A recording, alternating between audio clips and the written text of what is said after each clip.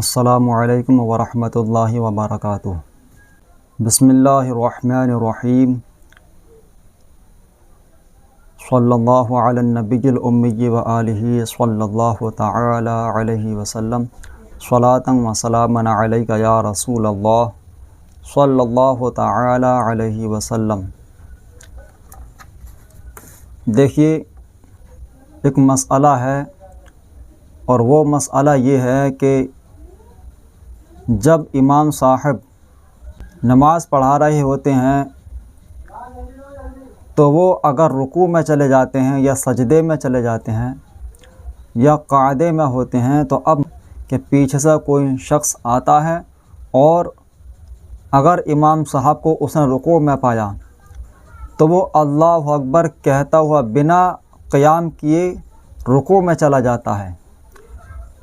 یا امام صاحب سجدے کی حالت میں ملتے ہیں اور وہ پیچھے سے آیا اور ڈائریکٹ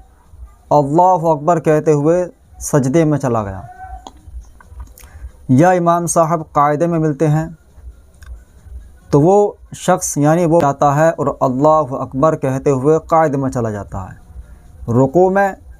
سجدے کی حالت میں اور قاعدے کی حالت میں۔ ان حالتوں میں اگر اس نے امام کو پایا اور بنا قیام کیے رکوع میں چلا گیا، سجدے میں چلا گیا یا قاعدے میں چلا گیا، تو اس شخص کی نماز نہیں ہوئی، کیونکہ قیام فرض ہے، اس نے فرض چھوڑا اور فرض چھوڑنے کی وجہ سے اس کی نماز نہیں ہوئی۔ تو صحیح اور درست طریقہ کیا ہے؟ صحیح اور درست طریقہ یہ ہے کہ اگر امام صاحب کو کسی نے رکوع کی حالت میں پایا تو اب وہ شخص جیسے ہی آ رہا ہے، وہ نماز میں شامل ہو رہا ہے، تو اس شخص کو چاہیے کہ وہ اللہ اکبر کہہ کر تھوڑی دیر قیام کرے، 1 سیکنڈ کا قیام کرے، اور قیام کے بعد اب وہ دوسری تکبیر اللہ اکبر کہتا ہوا رکوع میں شامل ہو جائے۔ تو اگر امام کے سر اٹھانے سے پہلے اس کی ہاتھ گھٹنوں تک پہنچ گئے تو اس کو رکعت مل گئی، چاہے اس نے سبحان ربی العظیم یہ تسبیح نہ پڑھی ہو، بس اگر اس کے ہاتھ امام کے سر اٹھانے سے پہلے گھٹنوں تک پہنچ گئے تو اس کو رکعت مل گئی، اس کی نماز ہو جائے گی۔ اسی طرح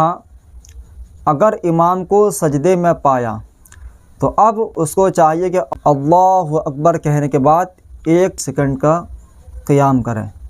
یعنی ہاتھ چھوڑ کر یوں کھڑا رہے، پھر دوسری مرتبہ اللہ اکبر کہہ کر سجدے میں شامل ہو جائے، یا قاعدے میں شامل ہونا چاہتا ہے، امام صاحب کو اس نے قاعدے میں پایا تو وہ نماز میں شامل ہونا چاہتا ہے تو اللہ اکبر کہہ کر 1 سیکنڈ کے لیے قیام کرے، یعنی ہاتھ چھوڑ کر کھڑا رہے، پھر دوسری مرتبہ اللہ اکبر کہہ کر قاعدے میں شامل ہو جائے۔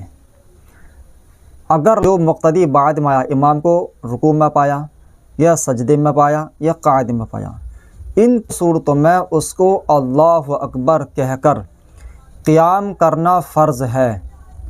نیت نہیں باندھنی ہے۔ اللہ اکبر کہہ کر ہاتھ چھوڑ دے گا اور ایسے ہی کھڑا رہے گا، پھر دوسری مرتبہ اللہ اکبر کہہ کر رکوع میں شامل ہو جائے اگر رکوع میں پایا ہے، اگر امام کو سجدے میں پایا ہے تو سجدے میں شامل ہو جائے، اگر قاعدے میں پایا ہے تو قاعدے میں شامل ہو جائے۔ تو وہاں پر ہاتھ نہیں باندھنے ہیں۔ تو یہ ہوا طریقہ شامل ہونے کا۔ اور سب سے بہتر طریقہ یہ ہے کہ اگر رکوع میں امام کے ساتھ شامل ہو سکتا ہے تو اللہ اکبر کہہ کر 1 سیکنڈ کا قیام کرے، پھر رکوع میں شامل ہو جائے، اس کو رکعت مل جائے گی۔ اور اگر اس کے علاوہ سجدے میں پایا تو پھر انتظار کرے کہ امام صاحب قاعدہ کرتے ہیں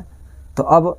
قاعدے میں شامل ہو جائے، اور اگر قاعدہ اولا ہے اس کے بعد کھڑے ہوں گے، اس کو یقین ہے کہ یہ قاعدہ اولا ہے، اس کے بعد کھڑے ہوں گے،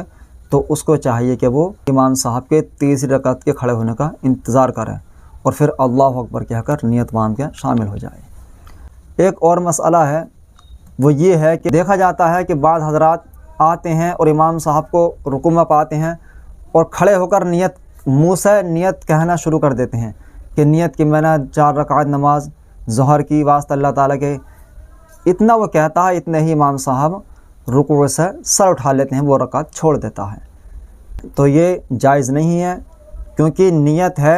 نیت نام ہے دل کے ارادے کا۔ جب وہ گھر سے چلا تھا کہ میں نماز پڑھنے جا رہا ہوں، تو یہی اس کی نماز کی نیت ہے، اس کی جو شرائط نماز میں سے نیت ہے وہ ادا ہو جائے گی۔ تو نیت زبان سے کہہ لینا مستحب ہے، لیکن مستحب تب ہے جب کہ اسے مہلت ملے کہنے کی۔ تو اگر امام صاحب قرأت بھی کر رہے ہیں تو بہتر طریقہ یہ ہے کہ اب خاموشی سے آئے اور اللہ اکبر کہہ کر نیت باندھ لے۔ وہاں زبان سے نیت کہنا درست نہیں، کیونکہ وہاں پر اب قرآن کی قرأت ہو رہی ہے جس کا سننا واجب ہے۔ تو اگر قرأت نہیں کر رہے ہیں تو زبان سے کہہ سکتا ہے نیت کو، اور نیت زبان سے نہ کہی اور نماز میں شامل ہو گیا تو اس کی نماز بالکل جائز اور درست ہے اور صحیح ہے۔ اگر کوئی شخص یہ سمجھے کہ میں نے منہ سے نیت نہیں کہی، میں نے نیت کے الفاظ منہ سے نہیں بولے تو نماز نہیں ہوگی، ایسا نہیں ہے۔ نیت دل کے ارادے کا نام ہے۔ اگر آپ کی نیت تھی کہ نماز پڑھنے جا رہا ہوں، یہی آپ کی نماز کی نیت ہے۔ واللہ اعلم بالصواب۔ السلام علیکم ورحمۃ اللہ وبرکاتہ۔